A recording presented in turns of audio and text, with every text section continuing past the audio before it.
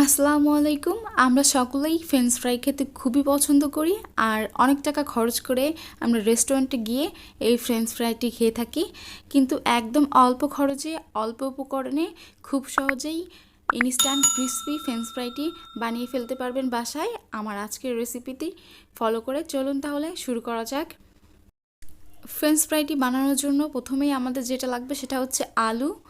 এখানে আমি একটু বড় সাইজের 3টা আলু নিয়ে নিয়েছি, দেখতেই পাচ্ছেন। এবার আলুগুলোর খোসাগুলো ছাড়িয়ে নিচ্ছি একটা প্লারের সাহায্যে। আমার খোসাগুলো ছাড়ানো হয়ে গেছে। এবার আমি আলুগুলোকে কেটে নেব। দেখতেই পাচ্ছেন আমি আলুগুলোকে এভাবে কেটে নিচ্ছি। আমি একটা আলুকে 3 ভাগে ভাগ করে কেটে নিচ্ছি আর এরপরে লম্বাভাবে এভাবে কেটে নিচ্ছি। আপনারা দেখেই বুঝে নিতে পারবেন আমার আলুগুলো কাটা শেষ। একটু দেখিয়ে দিচ্ছি, আর এরকম একেবারে পাতলাও হয়ে যায়নি আবার একেবারে মোটাও হয়ে যায়নি। এবার আমি নর্মাল টেম্পারেচারে পানি দিয়ে আলুগুলোকে ভালোভাবে কষলে কষলে ধুয়ে নিচ্ছি। এবার একটা প্লেটে আলুগুলোকে নিয়ে নিচ্ছি।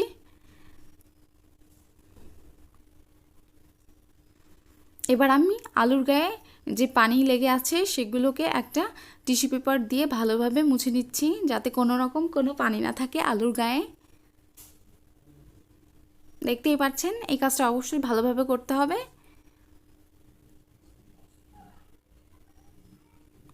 এবার আমি চলে যাচ্ছি মূল উপকরণগুলো দেওয়ার জন্য।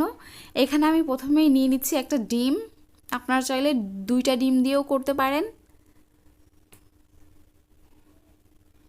এখানে আমি একটা ডিম দিয়েছি, আরও দিয়ে দিচ্ছি 1 চা চামচ চিলি ফ্লেক্স, আরও দিয়ে দিচ্ছি 1 চা চামচ চাট মশলা, আরও দিয়ে দিচ্ছি 1/4 কাপ ময়দা, আরও দিয়ে দিলাম 1 চা চামচ লবণ, আরও দিয়ে দিচ্ছি 1 চা চামচ লাল মরিচের গুঁড়ো। এবার আমি দিয়ে দিলাম 1 চা চামচ কর্নফ্লাওয়ার।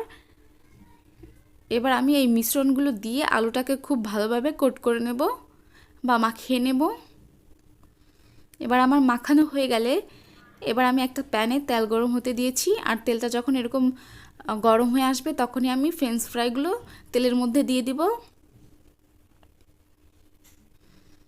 তেলটা একদম গরম করে নেওয়া যাবে না, তাহলে আলুগুলো পুড়ে যাবে আর উপরটা ক্রিস্পি হবে না। এই কারণে একদম মিডিয়াম আঁচে আলুগুলোকে ভেজে নিতে হবে, যাতে উপরটা ক্রিস্পি হয় এবং ভিতর থেকে আলুগুলো সিদ্ধ হয়ে যায়। এবার আমি একটু নেড়ে চেড়ে দিচ্ছি, যাতে একটার গায়ে আর একটা লেগে না যায়।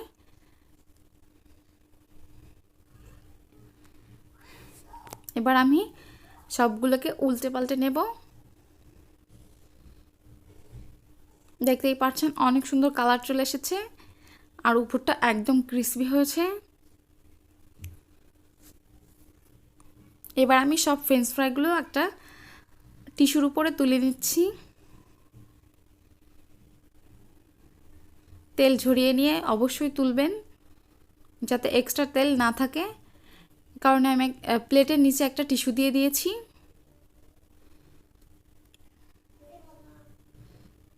বিকেলের চায়ের সাথে কিন্তু এই নাস্তাটি বেশ ভালো লাগে।